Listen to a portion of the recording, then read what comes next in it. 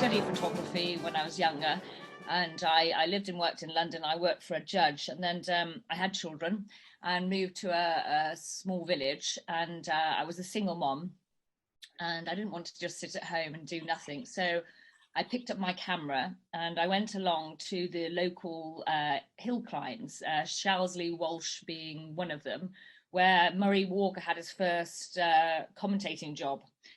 And I just play around with my camera, and I got recognised. And to me, it's I've always been interested in classic cars, but it's not just that; it's the buzz, the atmosphere, the fun, the noise, the smell, the people.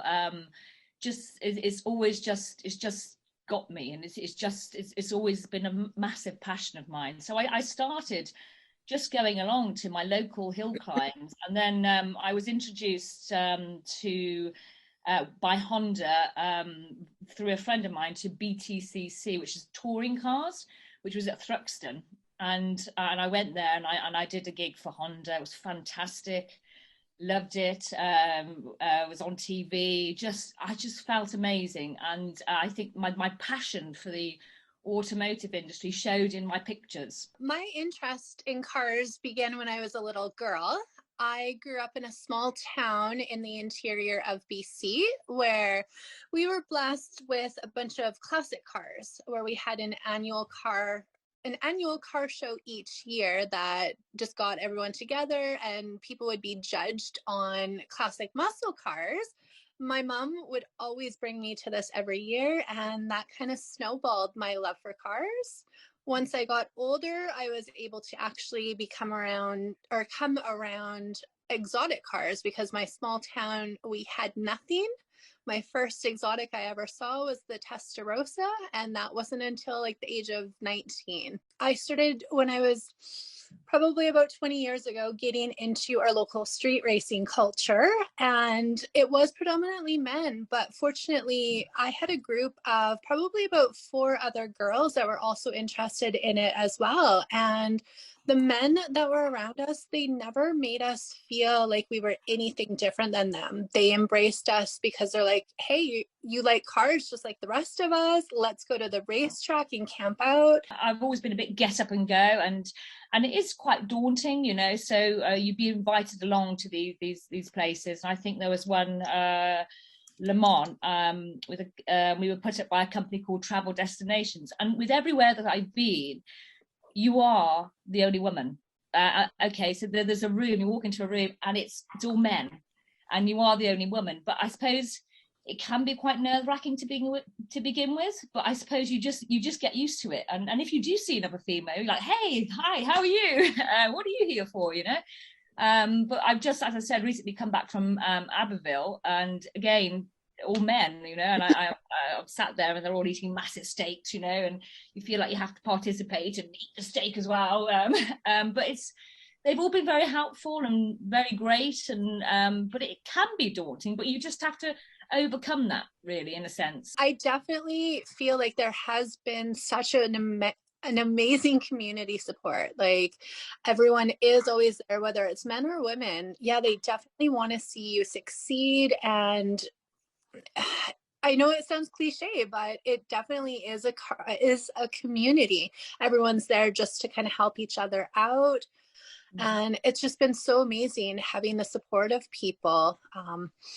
That's been one of my biggest things, is just the support. It's not necessarily about the cars. The cars are a huge benefit, but one of my favorite things is just the community that you build and the friendships that you make.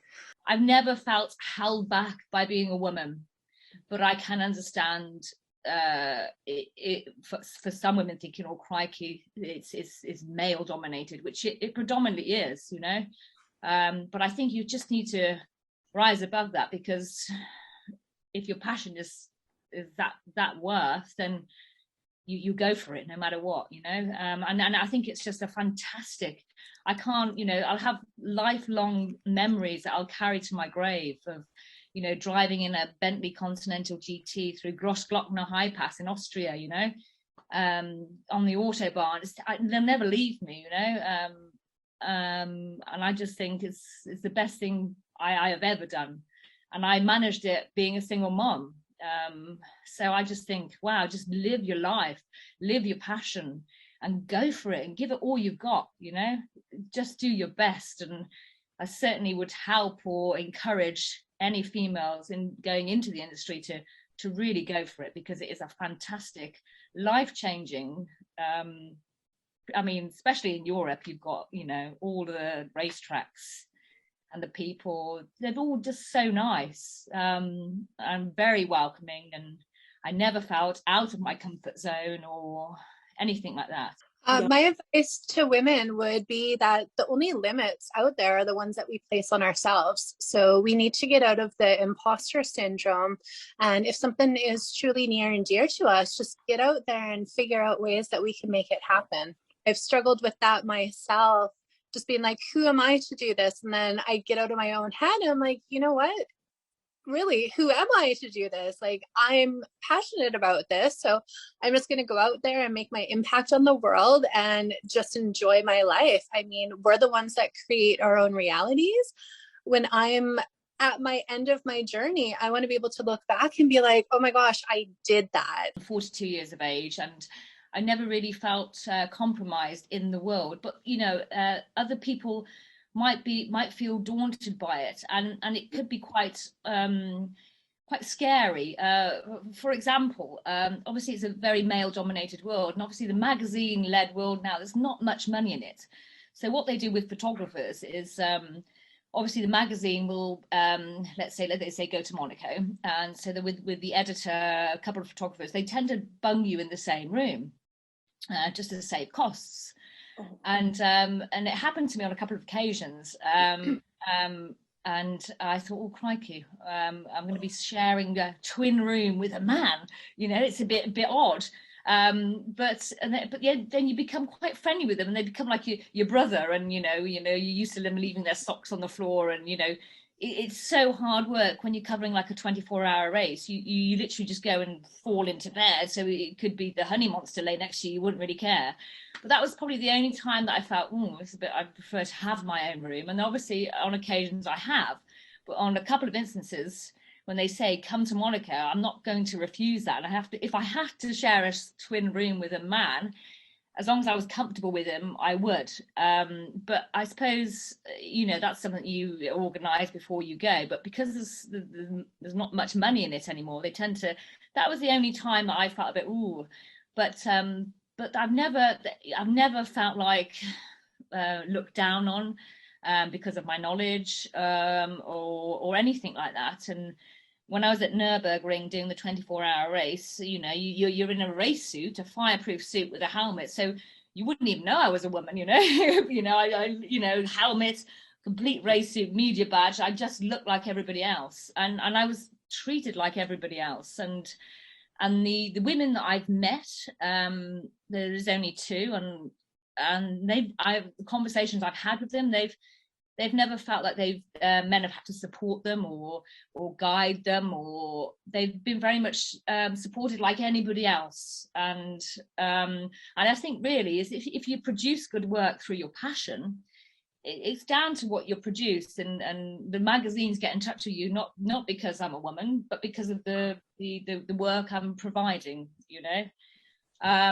So I don't know. I suppose I personally would say just go for it with all you've got, and don't let that stop you, and just be confident in your own abilities, and don't try to rise above it. And they tend to be all so friendly because it's like a network of people. You go to one car event, same kind of people. You go to the next one, and you get it's a network, and they tend to look after you, actually, not because you're a woman. You just buddies, you know. I would certainly say, and my passion is just to go for it, whether you're confident or whether you're slightly insecure, is to just go for it, you know. And there's support out there, and the fun, and the cars, the noise, the smells, the people, the atmosphere is what will drive you, and your passion. What I've experienced in the automotive world is truly amazing, and I would help anybody that sent me a message or picked up the phone. I'd certainly say, you go for it. and don't let anything stop you, because even, you know, if you make a mistake, you can correct it, you know. Just go for it and live your life. You know, for me, it's been amazing.